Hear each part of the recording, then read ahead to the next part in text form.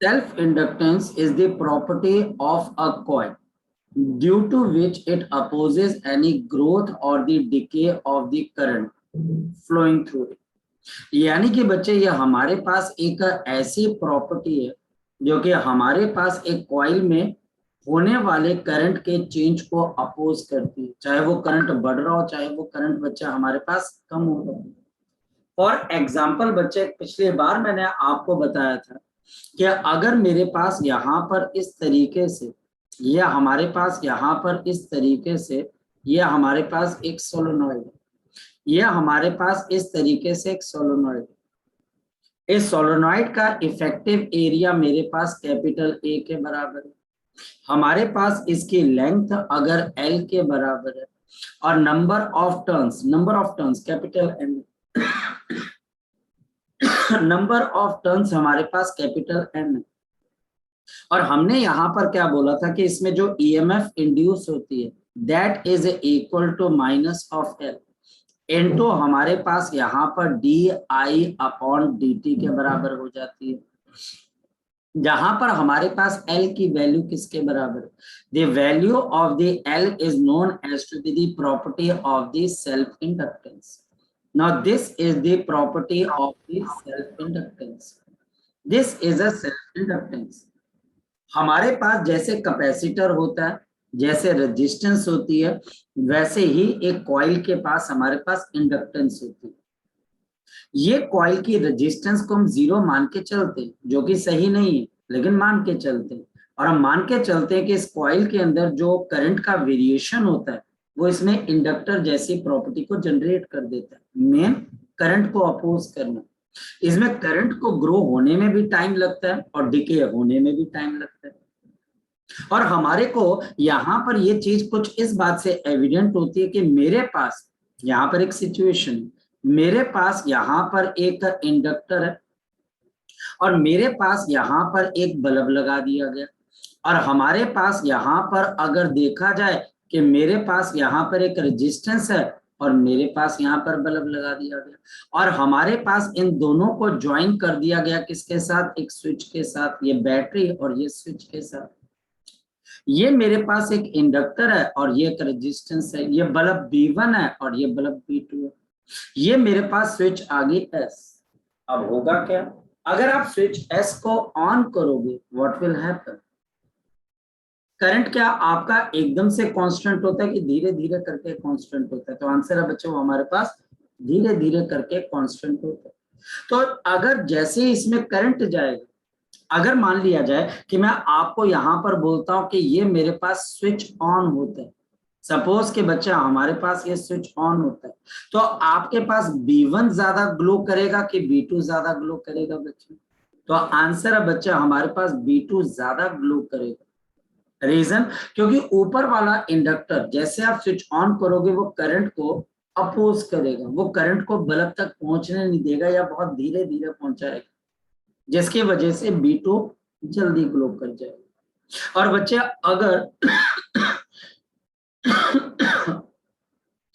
अगर हम यहां पर थोड़ी देर के बाद करंट को क्या रखें बच्चे? कांस्टेंट रखें। करंट अगर अब कांस्टेंट हो जाता है तो किसकी आपके पास यहाँ पर ग्लो आपको ज्यादा नजर आएगी और किसकी कम नजर आएगी?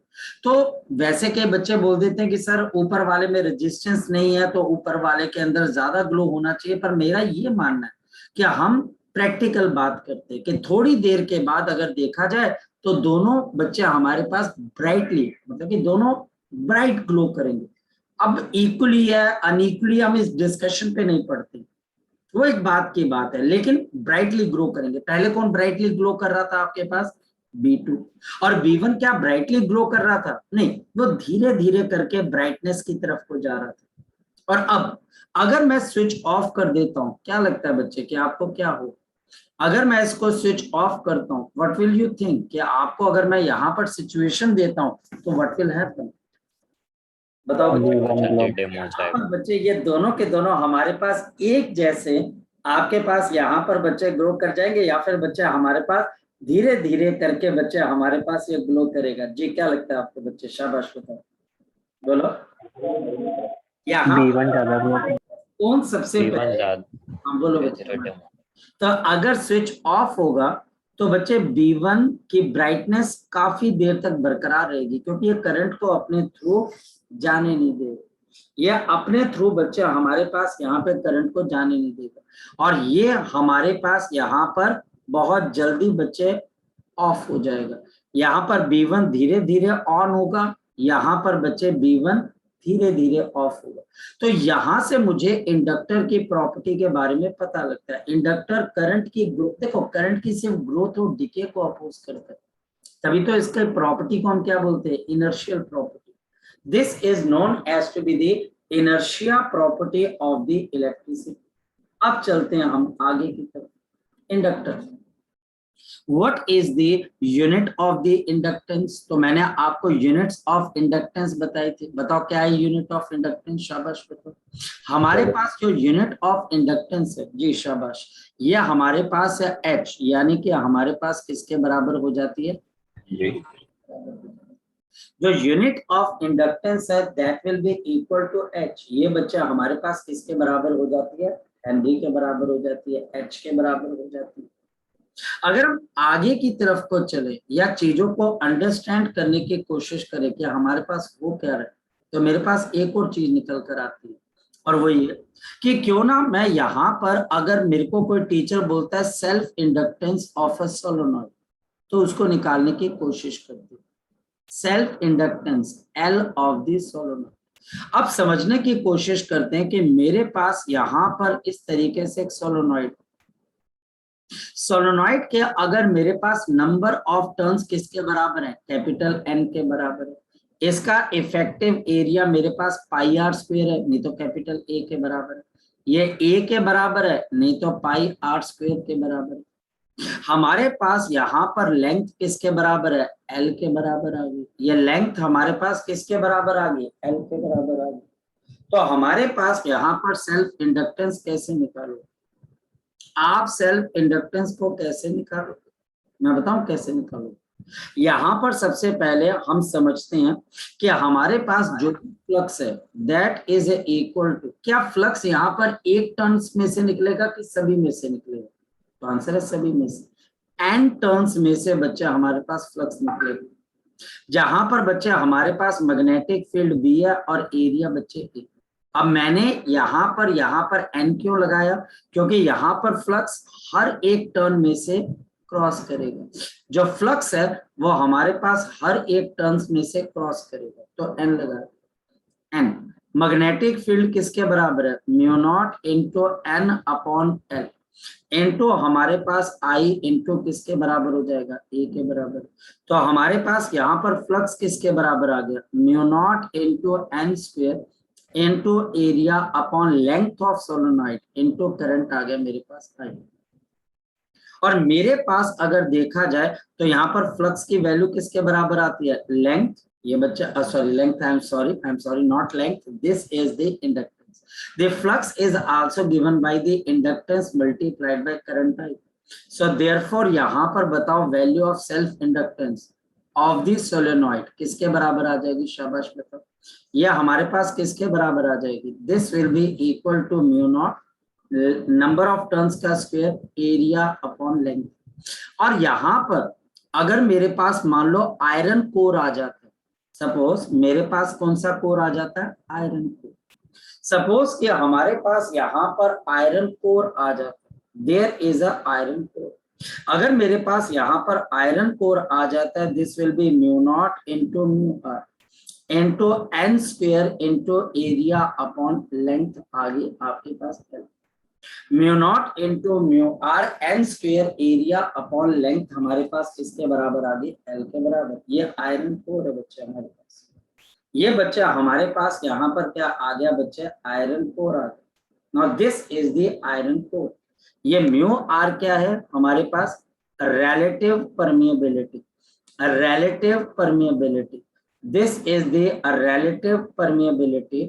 ये हमारे पास relative permeability है किसकी, आपके पास iron. this is the relative permeability of the iron।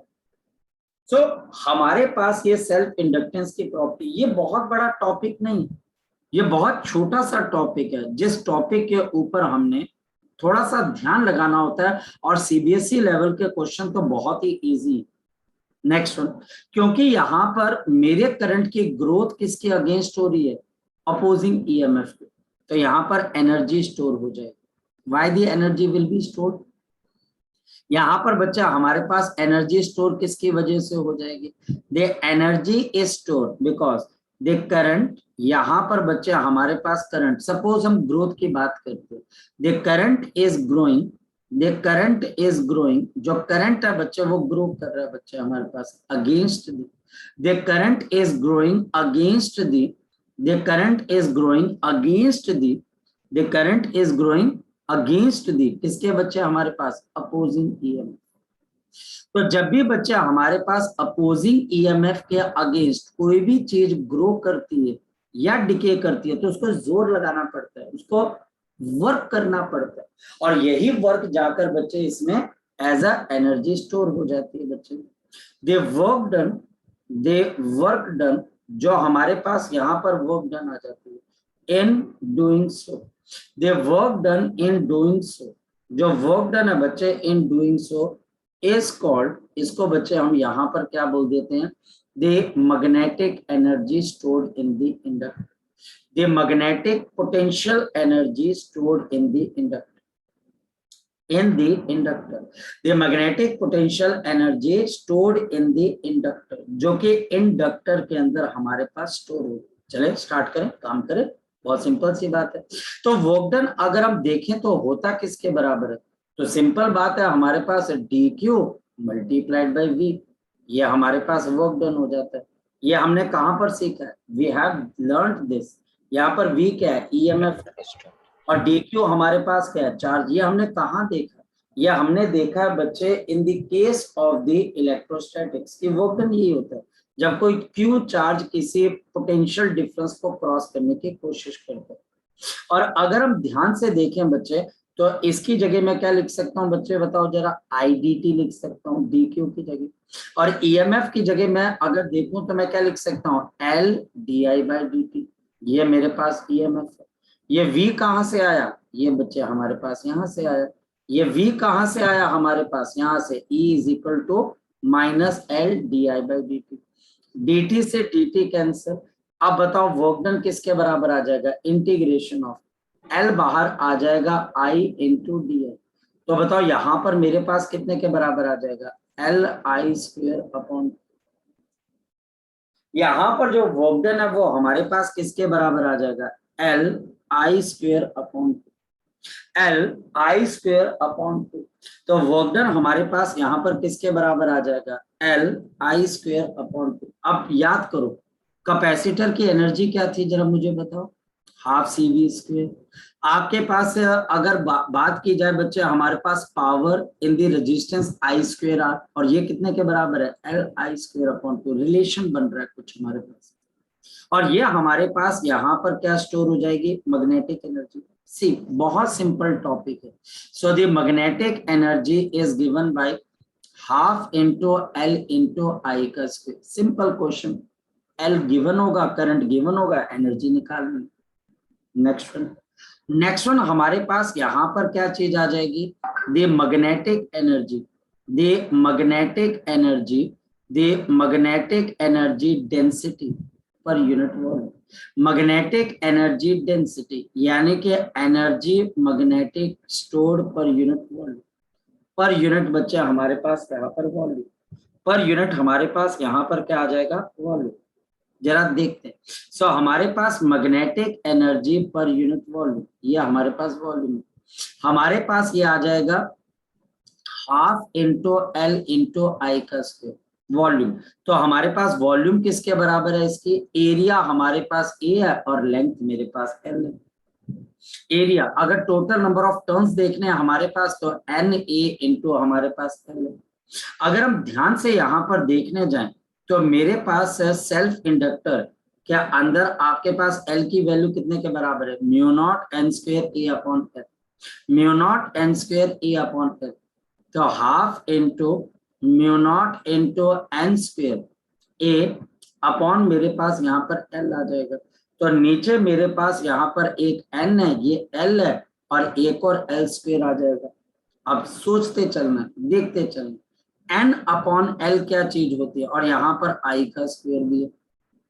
यहाँ पर मेरे पास क्या आ जाएगा, आई का आपके पास स्क्वायर भी आ जाएगा। अब एक काम करते हैं और फोकस करते हैं और पता भी लग जाएगा, ए से आपके पास एक आंसर। चलो हम इस एन को देखते नहीं, ये एन आप रहने देते, वो लेंथ में कवर हो ही जाएगा। अब हम इसको क्या करते हैं, म्यू नॉट से मल्टीप्लाई और म्यू नॉट से डिवाइड कर देते हैं। सो मेरे पास क्या आ जाएगा, हाफ इंटू म्यू नॉट का स्क्वायर एन स्क्वायर आई स्क्वायर अपॉन मेरे पास एल का स्क्वायर।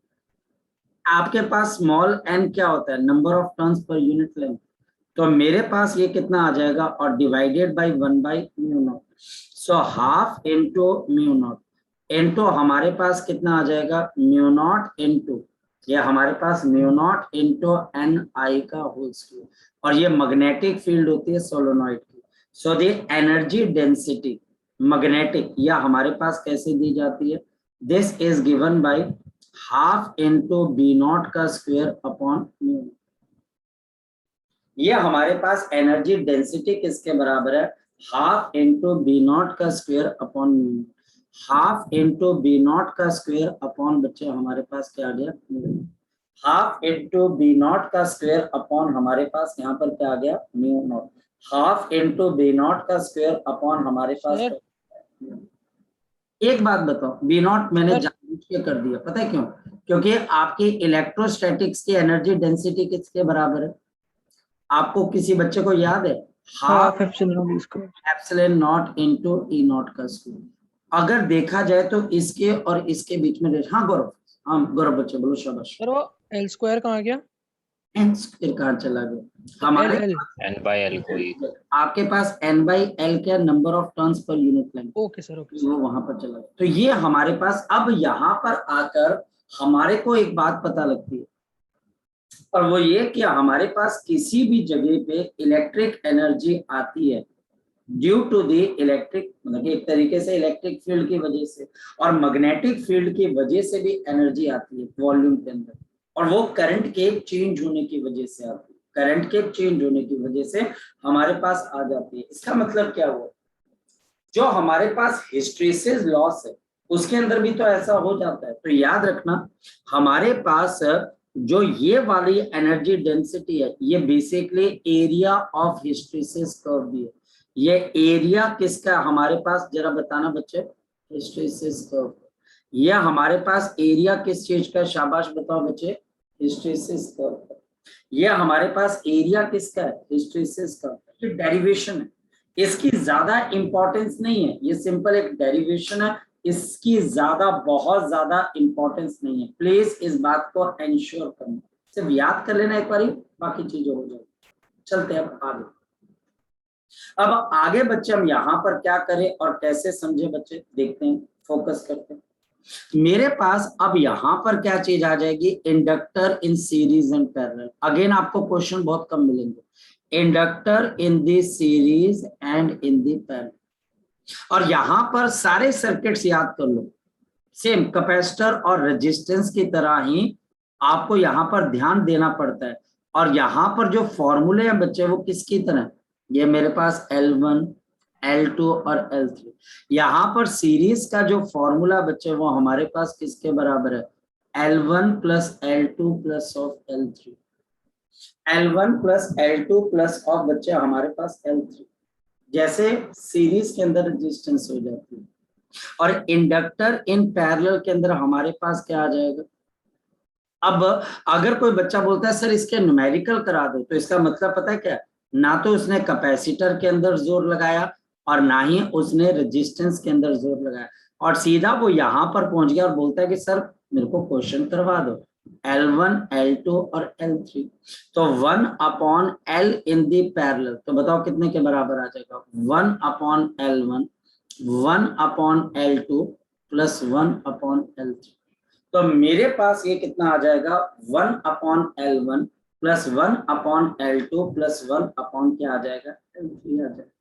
तो 1 upon L1 plus 1 upon L2 plus 1 upon क्या आ जाएगा, L3।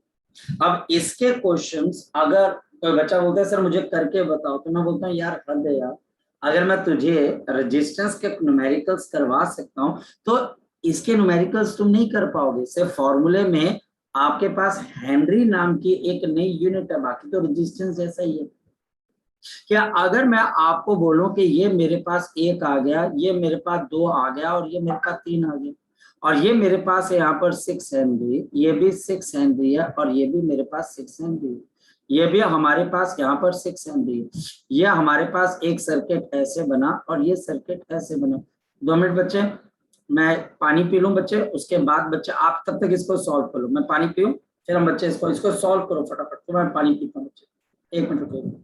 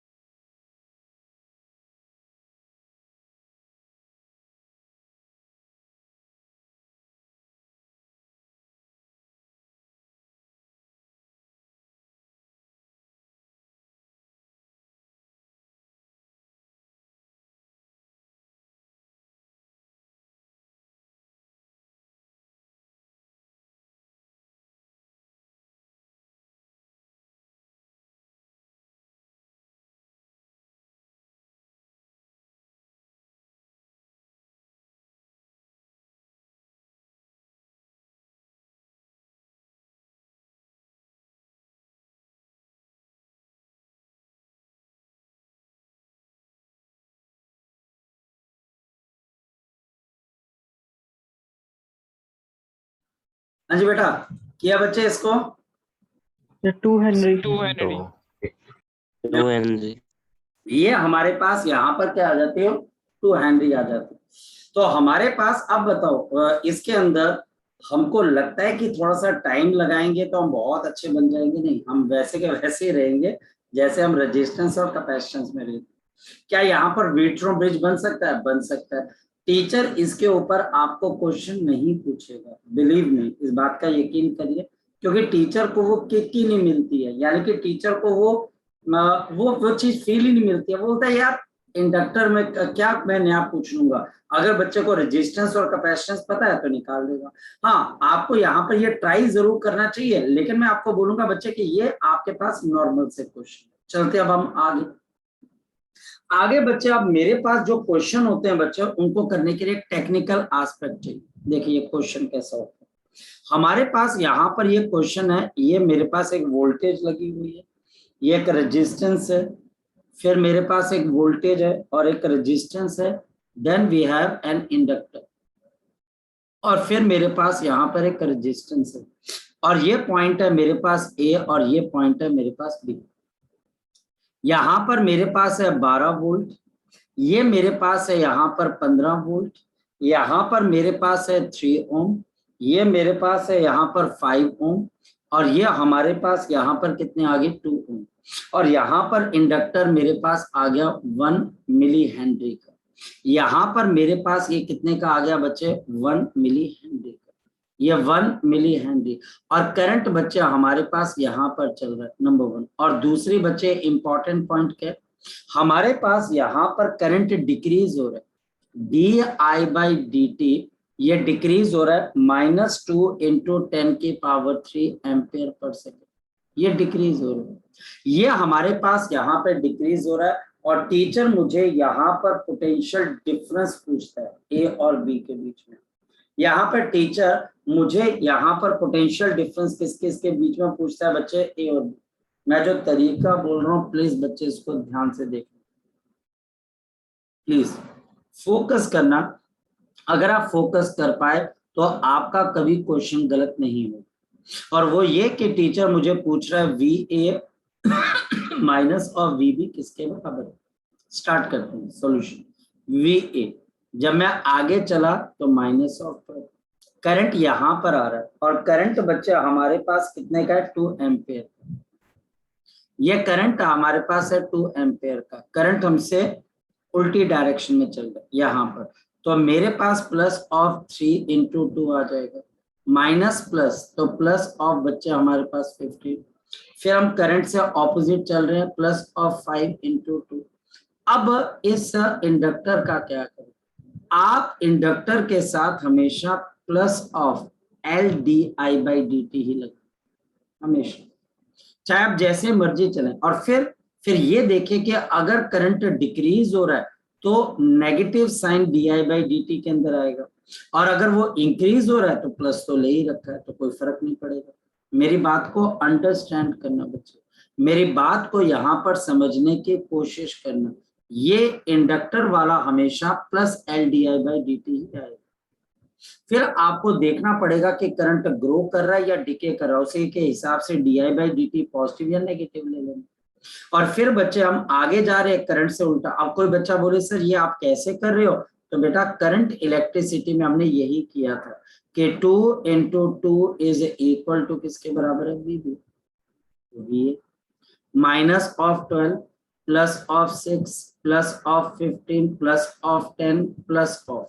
अब हमारे पास यहाँ पर L की वैल्यू कितने के बराबर है, ये हमारे पास 10 की पावर -3, और D I by D T हम माइनस लेंगे, -2 इंटू 10 की power 3 plus of 4 is equal to V B, ये हमारे पास कैंसर, तो वी ए -12 तो -6 plus 25 and minus of 2 plus of 4 is equal to मेरे पास क्या आ गया, V B.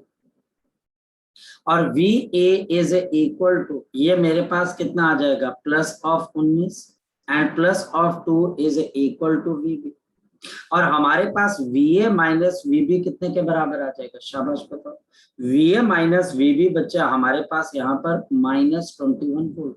It's very normal कि आपके क्वेश्चन का आंसर नेगेटिव में, वेरी नॉर्मल, कोई ऐसी बड़ी बात नहीं है कि नेगेटिव में नहीं आ सकता, आ सकता है। नेगेटिव में क्वेश्चन का आंसर आ सकता है, ये हम करंट इलेक्ट्रिसिटी में देख सकते हैं, क्योंकि इट ऑल डिपेंड्स आप कहां से कहां की तरफ को जाए। और अगर टीचर अब मेरे पास यहाँ पर ये पूछ ले, एक तो ये पूछे, और टीचर मुझे एनर्जी स्टोर्ड इन इंडक्टर, हाँ निरंजन बोल, एनर्जी स्टोर्ड इन इंडक्टर क्या आएगा, बोल शाबाश, एनर्जी स्टोर्ड इन इंडक्टर बोल शाबाश,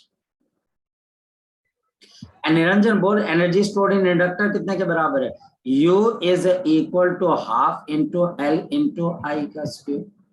तो मेरे पास यहाँ पर क्या आ जाएगा, हाफ, एल बच्चा हमारे पास कितना है, 10 की पावर -3, और आई का स्क्वायर मतलब 2 का स्क्वायर, तो मेरे पास यहाँ पर आएगा 2, क्योंकि ये कैंसिल हो जाएगा, मिली जूल, क्योंकि 10 की पावर -3।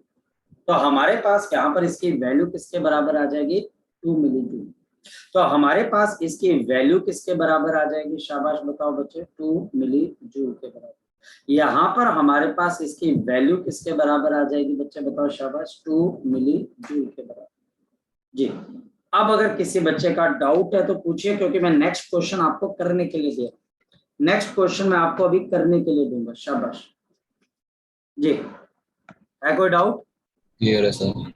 मिली क्यों आया था यहाँ पे? हाँ बोल बोल बोल बोल प्रज्वल। मिली क्यों आया था, मिली क्या बेटा, यहाँ मिली क्यों आया? क्या क्या,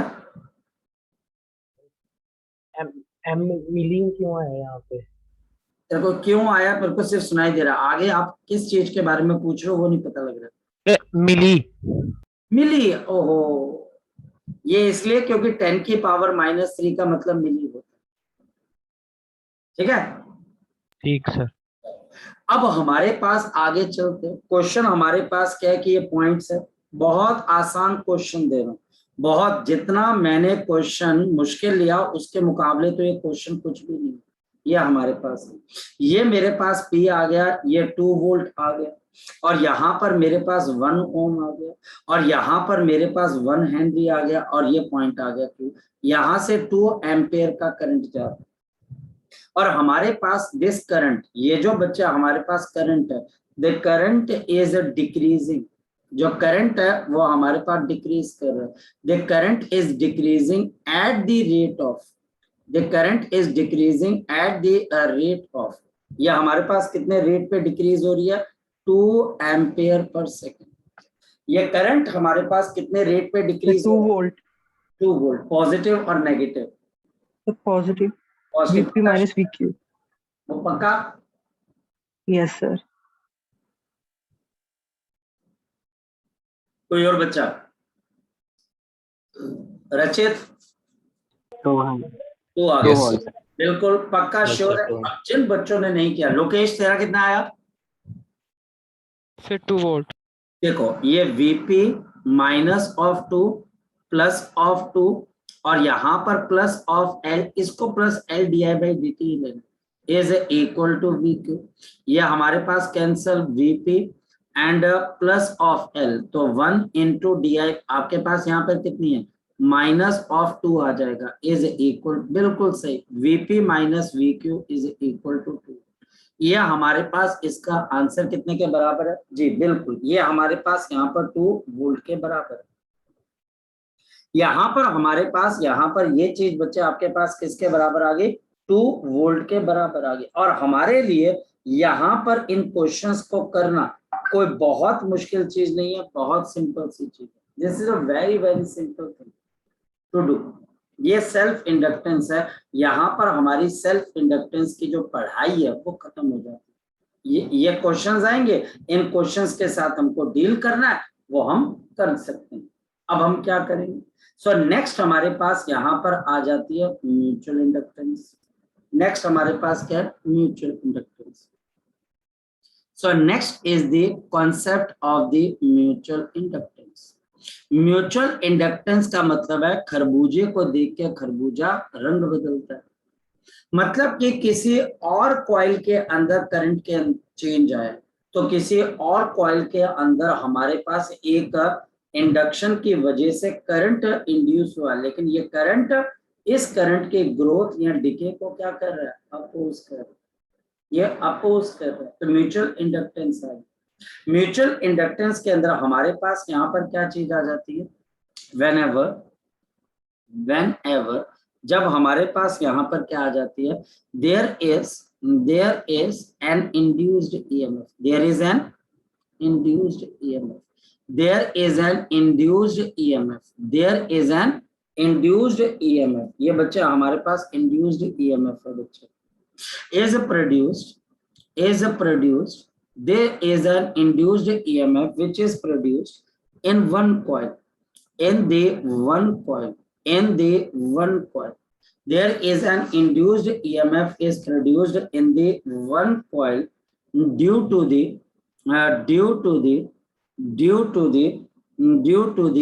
change in the strength. There is the change in the strength. There is change in the strength of the current flowing, of the current flowing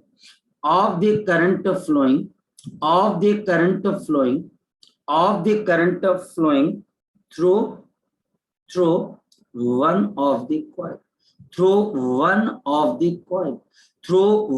of the coil, एक बच्चा हमारे पास कॉइल ले ली, उस कॉइल के अंदर मैंने करंट की strength को चेंज किया, इंक्रीज किया या डिक्रीज किया, और उसके सामने जो कॉइल रखी थी जिसको किसी बैटरी के साथ मैंने कनेक्ट नहीं किया, उसके अंदर बच्चा हमारे पास करंट इंड्यूस हो जाता है, करंट बच्चा हमारे पास प्रोड्यूस हो जाता है।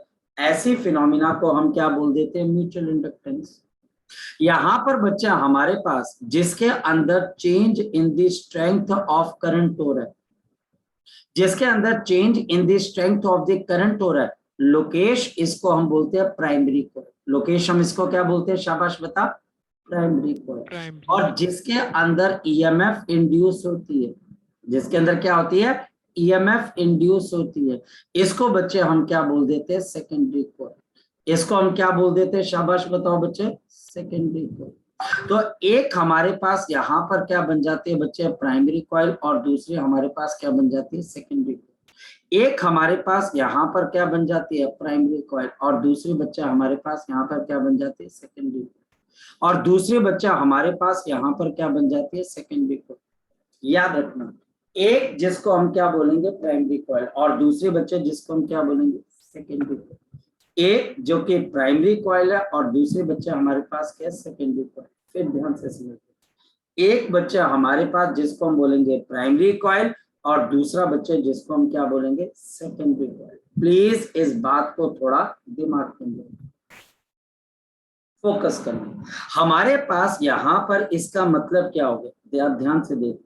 ये मेरे पास बच्चे एक सर्किट आ गया, इस सर्किट के अंदर बच्चे मैंने एक स्विच लगा दी, और ये बच्चे हमारे पास यहाँ पर एक बैटरी लगा दी, ये मेरे पास एक बैटरी लगा दी, जिसकी ईएमएफ हमारे पास ई के बराबर है, और ये पॉजिटिव है, ये नेगेटिव है, और इसके बीच में मैंने एक कॉइल को प्लेस कर दिया, जिसके बीच के अंदर हमने किसको रख दिया, एक कॉइल को रख दिया, जिसके बीच में हमने यहाँ पर कॉइल को रख दिया, और ये स्विच आपके पास एस के बराबर है।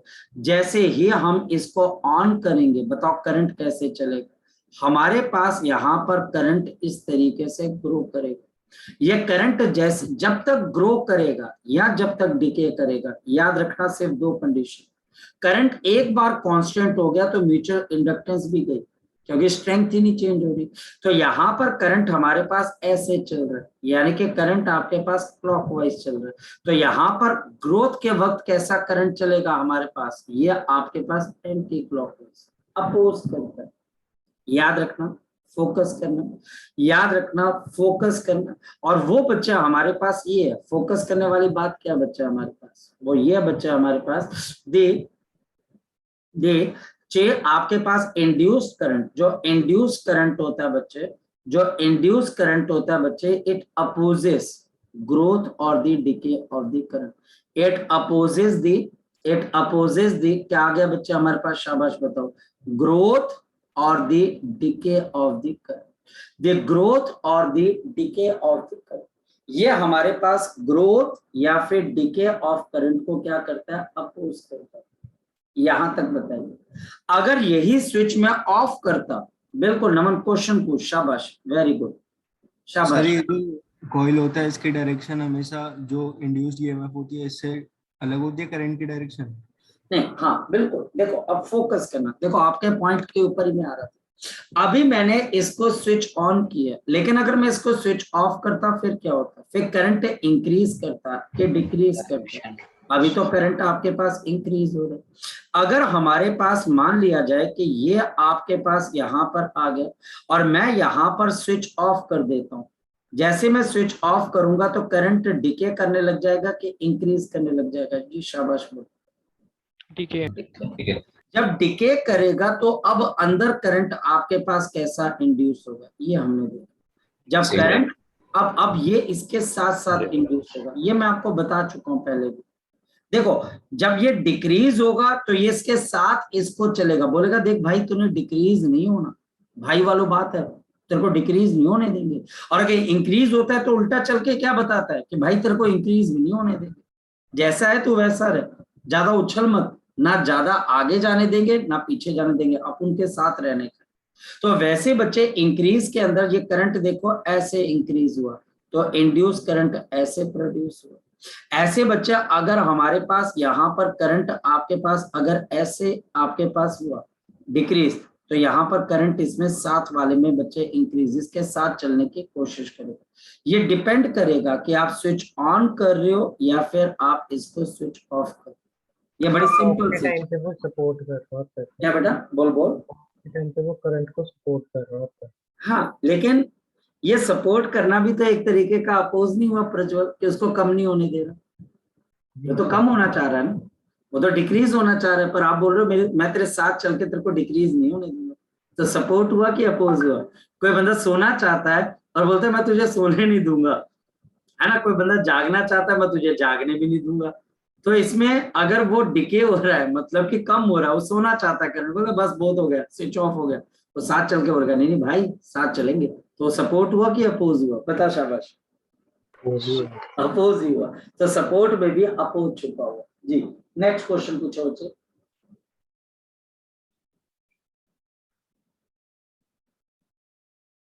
ये बच्चे कोई क्वेश्चन किस तरीके का, चलिए सो अब बच्चे हमारे पास यहाँ पर ये चीजें धीरे धीरे मुझे समझ में आनी शुरू होती, धीरे धीरे यहाँ पर एक, हाँ बोल सर अगर इसी कॉइल में करंट कांस्टेंट होता तो? मैंने बोला जब कांस्टेंट करंट है तो डेफिनेशन पढ़ना क्या लिखी हुई है, whenever there is the change in the strength of the current flow, there is a change in the strength, तो अगर आप कांस्टेंट करंट चला रहे हो तो आप बेसिक डेफिनेशन के अगेंस्ट जा रहे हो, तो फिर म्यूचुअल इंडक्टेंस का कोई मतलब ही नहीं है बच्चे। वो इंड्यूस तभी कराएगा जब आप चेंज करोगे, इंक्रीज करोगे या डिक्रीज करोगे, मेरी बात समझ लो, इंक्रीज करोगे या फिर डिक्रीज करोगे तो ऐसा हो सकता है, अदरवाइज नहीं हो सकता। ठीक है, चले बच्चे आगे की तरफ, चले आगे की तरफ। Yes sir. सो यहाँ पर बच्चा हमारे पास बड़ी सिंपल सी, अगर कांस्टेंट करंट हो गया तो फिर बच्चे कुछ भी नहीं, बाहर करंट चलता रहेगा, अंदर कोई इंडक्शन ही नहीं, क्योंकि मैग्नेटिक फील्ड लाइंस का नंबर चेंज ही नहीं हो, फ्लक्स चेंज होना चाहिए। हमारे पास यहाँ पर अगर बात की जाए बच्चे, तो हमारे पास यहाँ पर क्या आ जाएगा, देखना फोकस करना, जो फ्लक्स बच्चे हमारे पास सेकेंडरी के थ्रू पास हो रहे, जो फ्लक्स बच्चे हमारे पास सेकेंडरी के थ्रू पास हो रहे, वो बच्चे आपके पास म्यूचुअल, ये एम, वो एल आई था, तो अब ये क्या आ गया बच्चे हमारे पास एम आई।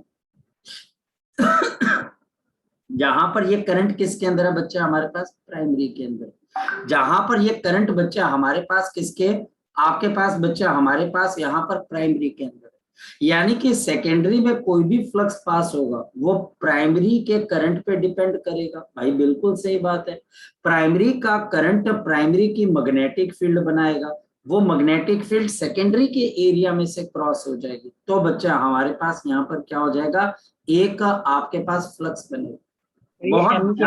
बहुत ध्यान देने वाली बात है। मेरे पास यहाँ पर एक प्राइमरी कॉइल है बच्चे, इस प्राइमरी कॉइल के अंदर आपके पास करंट चल रहा है, इस करंट की वजह से हमारे पास क्या हो जाएगी बच्चे, मैग्नेटिक फील्ड प्रोड्यूस हो जाएगी। ये हमारे पास इसकी वजह से मैग्नेटिक फील्ड है, यह हमारे पास इसकी वजह से मैग्नेटिक फील्ड है, यह हमारे पास इसकी वजह से क्या बच्चे आपके पास, बताओ शाबाश, मैग्नेटिक फील्ड। यह हमारे पास यहाँ पर इसकी वजह से क्या है, मैग्नेटिक फील्ड। और इसके नीचे मेरे पास एक और कॉइल में रख देता हूं, और वो कॉइल की शेप चाहे जो मर्जी है, मैंने इसके नीचे किसको रख दिया बच्चा, आपके पास एक कॉइल को रख दिया, ये देखिए मैंने कॉइल को रख दिया। अब ये जो कॉइल है, ये जो कॉइल है बच्चे, ये कौन सी कॉइल आ जाएगी, बताओ शाबाश, ये कौन सी कॉइल है बच्चा हमारे पास, सेकेंडरी कॉइल। अब अगर देखा जाए बच्चा हमारे पास तो क्या, फ्लक्स जो सेकेंडरी में से पास हो रहा है वो किसके करंट पे डिपेंड करेगा, जो कि हमारे पास कौन से वाला होगा, शाबाश बताओ बच्चे, प्राइमरी वाला। क्योंकि हमारे पास यहाँ पर कौन से वाला होगा बच्चे, आपके पास प्राइमरी वाला होगा। जो हमारे पास यहाँ पर किसके वाला होगा बच्चे, आपके पास प्राइमरी वाला होगा। ये बहुत सिंपल सी बात है बच्चे, जो कि हमको यहाँ पर पता होना चाहिए। ओके, ये नमन ने कुछ भेजा हुआ है, नमन भाई साहब क्या सर? हाँ सर वो पूछना था। बोलो क्या पूछना बच्चे। सर इसमें जो ये समझा दो, जो मार्क करा हुआ है ना, ये वाला समझ में नहीं आया मेरे को। देखो बेटा, अभी मेरे ख्याल से हम एक डिस्कशन के बीच में है बच्चे, ठीक है, तो मैं मना नहीं कर रहा हूँ आपको, ये आसान है, कोई ऐसी बात नहीं है। वेरी गुड, आप एसएल अरोड़ा कर रहे हो, ये साफ पता लग गया, तो वो ऐसी तो कोई बात नहीं है बच्चे, और ये कोई ज्यादा मुश्किल नहीं, बस थोड़ा सा बच्चे मुझे ये डिस्कशन वगैरह मेरी पूरी करने दीजिए, तो बच्चा हमारे पास यहाँ पर आ जाएगा। ओके, अब बच्चा हमारे पास यहाँ पर प्राइमरी आ गया, और बच्चा हमारे पास यहाँ पर सेकेंडरी आ गया। अब सेकेंडरी का फ्लक्स किस पे डिपेंड करेगा, मैग्नेटिक फील्ड पे। किसकी मैग्नेटिक फील्ड पे, अपनी कि दूसरी वाली बच्चे, दूसरी वाली। और वो मैग्नेटिक फील्ड बच्चे करंट से जनरेट हो रही है, हमको धीरे धीरे क्लियर होना चाहिए। प्राइमरी में करंट चला तो प्राइमरी के अंदर मैग्नेटिक फील्ड आई, ये प्राइमरी की मैग्नेटिक फील्ड किसमें से पास हुई बच्चे, हमारे पास एरिया। किसके एरिया में से पास हुई बच्चे, बताओ जरा शाबाश, ये किसके एरिया में से पास हुई, शाबाश बताओ, सेकेंडरी के एरिया में से। तो हमारे पास यहाँ पर फ्लक्स जनरेट हो, तो हमारे पास यहाँ पर क्या जनरेट हो गया, फ्लक्स जनरेट हो गया। ये हमारे पास प्रीलिमिनरी जानकारी आई, मतलब कि ये नॉलेज है, हमको किसी ने जानकारी दी कि ऐसा हो जाता है। अच्छा, और इनके बीच में जो कांस्टेंट ऑफ प्रोपोर्शनैलिटी है वो म्यूचुअल इंडक्टेंस है, जिसके अगेन इसको हम कोएफिशिएंट ऑफ म्यूचुअल इंडक्टेंस बोलेंगे। वो सेल्फ इंडक्टेंस था, ये म्यूचुअल इंडक्टेंस है। और ये म्यूचुअल इंडक्टेंस के बच्चे यूनिट आपके पास अगेन क्या बच्चे, हमारे पास हेनरी है। इसकी यूनिट बच्चे हमारे पास अगेन क्या बच्चे, आपके पास हेनरी है। और ये हमारे पास यहाँ पर इस तरीके से आपके पास क्या आ गया बच्चे, ये एरिया आ गया। ये बच्चा हमारे पास यहाँ पर क्या आ गया बच्चा, आपके पास एरिया, तो ये सेकेंडरी आ गया। अब आगे चलते हैं और फोकस करते हैं। ना मुझे बताओ कि ईएमएफ कब इंड्यूस हो जाती है, बाय लेंजेज लॉ। बताओ शाबाश। अगर मैं लेंजेज लॉ की बात करूं तो ईएमएफ कैसे इंड्यूस होती है, शाबाश बताओ।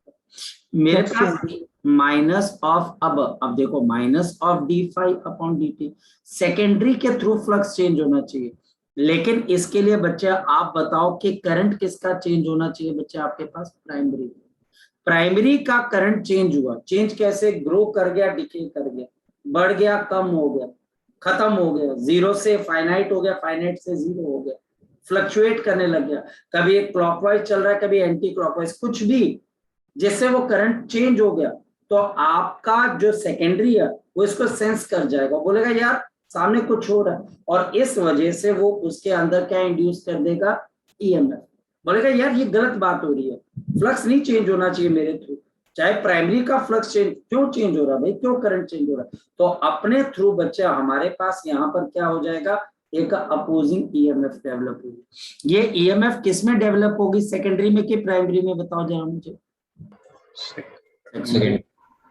अब यहां तक बच्चे मुझे बात समझ में आती है। अब बात करते हैं डिस्कशन की, अब बात करते हैं वजन वाली बात, कैसे करेंगे। सबसे पहले टीचर तो आपसे कोएफिशिएंट ऑफ म्यूचुअल इंडक्टेंस पूछेगा, तो क्यों ना बड़े सिंपल तरीके से शुरू करें और क्वेश्चन के आंसर की तरफ चले बच्चे।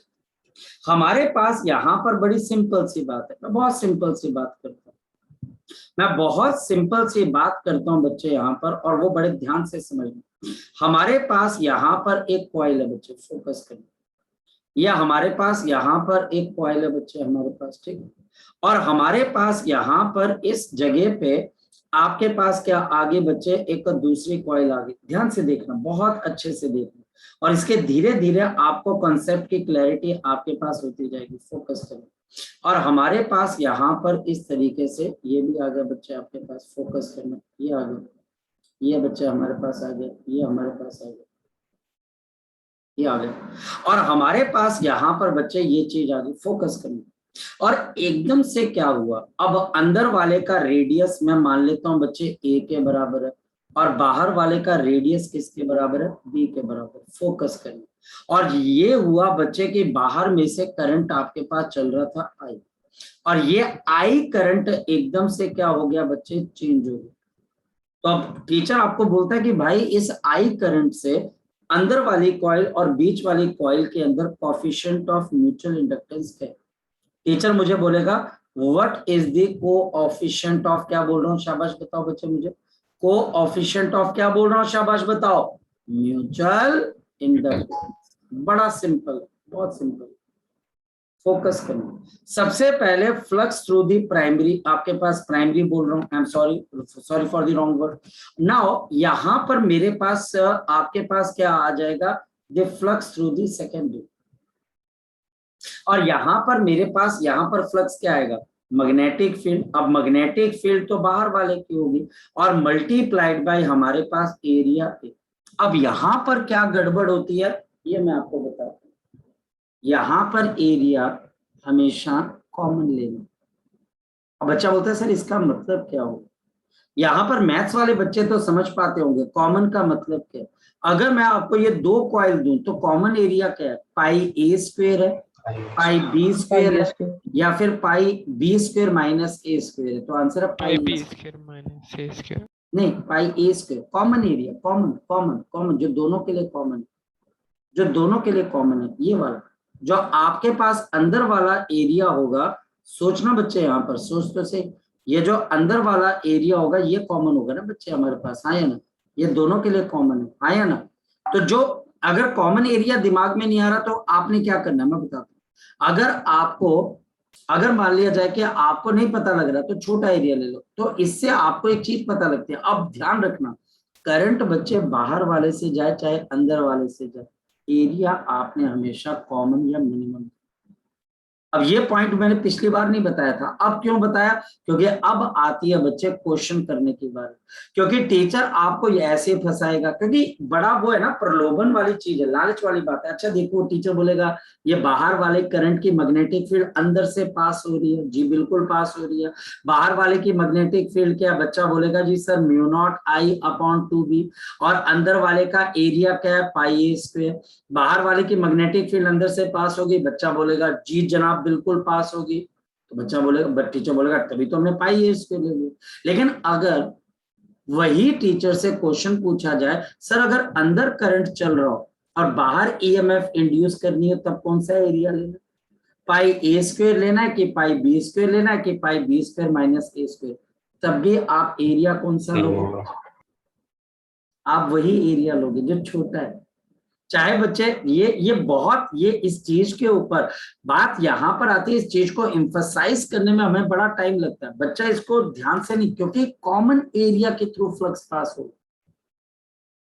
हाँ, मैग्नेटिक फील्ड का एक्सप्रेशन चेंज हो जाएगा, लेकिन एरिया बच्चे हमेशा छोटे वाला लेना, जो कॉमन है, जो छोटा है, जो इन दोनों के कॉमन के अंदर आएगा। ये कॉन्सेप्ट बेटा देखो, हमें तो कई चीजें पढ़ा कर पता लगी, हमें कई चीजें क्वेश्चन सॉल्व कर करके पता लगी, और बच्चे हमको जब कॉन्सेप्ट की क्लैरिटी फिर हमारे दिमाग में बैठ जाती है, अरे यार ये कॉन्सेप्ट है, इसके ऊपर बहुत सारे क्वेश्चन है जो बहुत सारा बच्चा गलत करता है। हम देखते हैं अच्छा इस क्लासरूम के अंदर मैंने ये क्वेश्चन दिया था, मैक्सिमम बच्चों ने गलत कर दिया। क्यों कर दिया भाई? सर हमने सोचा कि एरिया हमेशा सेकेंडरी का लेना होता है। और इसकी गलती क्या है? इसकी गलती पता है क्या? क्योंकि मैक्सिमम क्वेश्चन में आप सेकेंडरी का एरिया क्या लेते हो? छोटे वाला। गलती वहां से आ जाती है। तो एरिया बच्चे सेकेंडरी का बोलते जरूर है, और वो इसलिए क्योंकि बहुत सारे क्वेश्चंस के अंदर सेकेंडरी का एरिया मिनिमम है, लेकिन बच्चे ये हमेशा सच नहीं है। अब बताओ इसमें से क्या आ जाएगा? Mu not pi A square upon बच्चे हमारे पास 2b मल्टीप्लाइड बाई करंट आ गया आई, और ये फ्लक्स बच्चे हमारे पास कितना आ जाएगा? शाबाश बताओ, सेकेंडरी आ जाएगा। और हमारे पास यहाँ पर फ्लक्स थ्रू दी सेकेंडरी। अब बताओ ये हमारे पास किसके बराबर था? Mutual inductance multiplied by I, और हमारे पास therefore the coefficient of the mutual inductance, coefficient of mutual inductance किसके बराबर है? Mu not into pi into A square upon 2 into, ये coefficient of mutual inductance.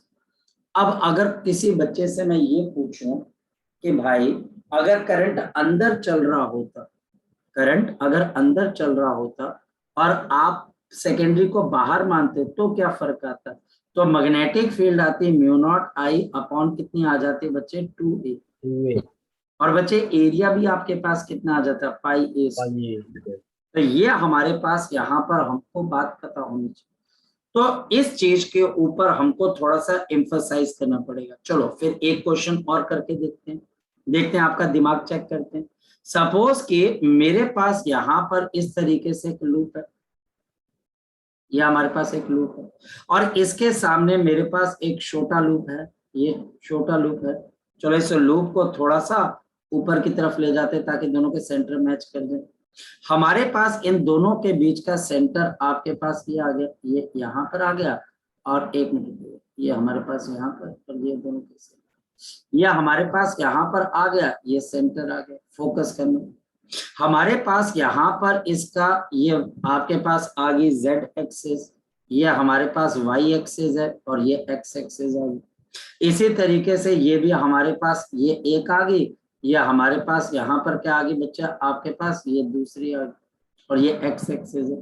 Focus करना, इसका रेडियस कैपिटल आर है, इसका स्मॉल आर है, और हमारे पास यहाँ पर करंट कौन सा चल रहा है? आई चल रहा है। ये तो प्राइमरी आपके पास ये हुआ, और सेकेंडरी आपके पास ये हो जाएगा। और एरिया आप किसका लोगे बच्चे? पाई स्मॉल आर स्क्वायर की पाई बिग आर स्क्वायर? तो पाई स्मॉल आर। और हमारे पास अब यहाँ पे टीचर बोलता है कि अगर इनके बीच की दूरी x डिस्टेंस दूरी, चलो और इंटरेस्टिंग कर देता हूँ, कैपिटल आर ही कर देता हूँ।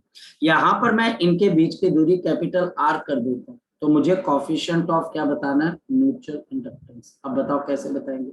जो फ्लक्स होगा वो मैग्नेटिक फील्ड किसकी होगी बच्चे? हमारे पास बड़े वाले कॉइल की।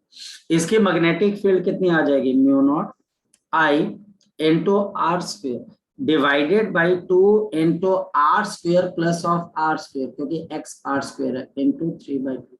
और एरिया बच्चा हमारे पास कितने का आ जाएगा, पाई इंटू आर। बस काम खत्म।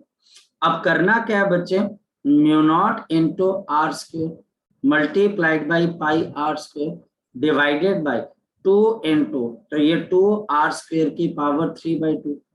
तो अगर हम ध्यान से देखें तो 2 की पावर आपके पास 3/2 और r की पावर मेरे पास यहाँ पर 3 आ जाएगी। ये एक r से r कैंसिल इनटू करंट आई।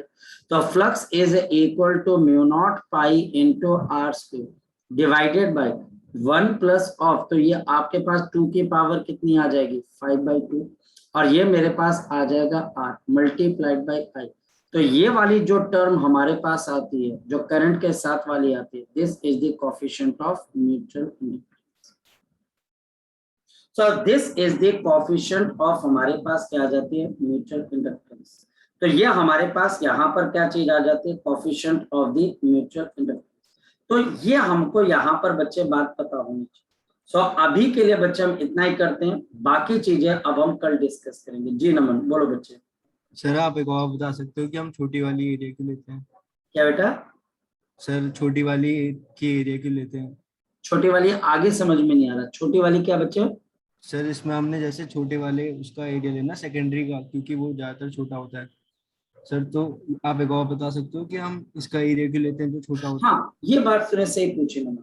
ये इसलिए बच्चे हमारे पास, क्योंकि यहाँ पर एक इंपॉर्टेंट प्रिंसिपल आता है जिसको बच्चे हम बोलते हैं थ्योरम ऑफ रेसिप्रोसिटी। ये बार बार बच्चे एक्सपेरिमेंट करके पता लगा कि आप बड़े कॉइल या छोटे कॉइल, इन दोनों में से बच्चे किसी में भी करंट चलाएं, कोएफिशिएंट ऑफ म्यूचुअल इंडक्टेंस दोनों में सेम आता है। ये कैसे हो सकता था? तो पता लगा बच्चे थ्योरम ऑफ रेसिप्रोसिटी, यानी कि बच्चे आप बड़ी कॉइल से अगर छोटी कॉइल का म्यूचुअल इंडक्टेंस निकालें या म्यूचुअल छोटी से बड़ी का, तो इसमें coefficient of mutual inductance her bar same आया एक्सपेरिमेंट के अंदर। और इस वजह से बच्चे एक थ्योरम बनी, थ्योरम ऑफ रेसिप्रोसिटी, और उसकी वजह से ये हमारे दिमाग में बात आई, क्योंकि एरिया में कोई चेंज नहीं आ रहा। तो इसका मतलब है कि हम यहाँ पर कॉमन एरिया लेते हैं, या फिर बच्चे हम किसके हिसाब से लेते हैं, minimum area, according to the theorem of reciprocity. आप मैं करंट चलाऊंगा, आपके साथ जो म्यूचुअल इंडक्टेंस होगा, आप जो करंट चलाओगे, मेरे साथ जो म्यूचुअल इंडक्टेंस होगा, दोनों की वैल्यू सेम आएगी, इसमें चेंज नहीं आता है। इसको हम नेक्स्ट क्लास के अंदर देखेंगे तो आपको ज्यादा अच्छे से समझ में आएगा। ठीक है, चलिए, तो इसको हम थ्योरम ऑफ क्या बोल देते हैं, रेसिप्रोसिटी। इसको पढ़ लेना, और बाकी नमन कल आते बच्चा आपका डाउट हो जाएगा नमन। ठीक है बेटा, चलिए।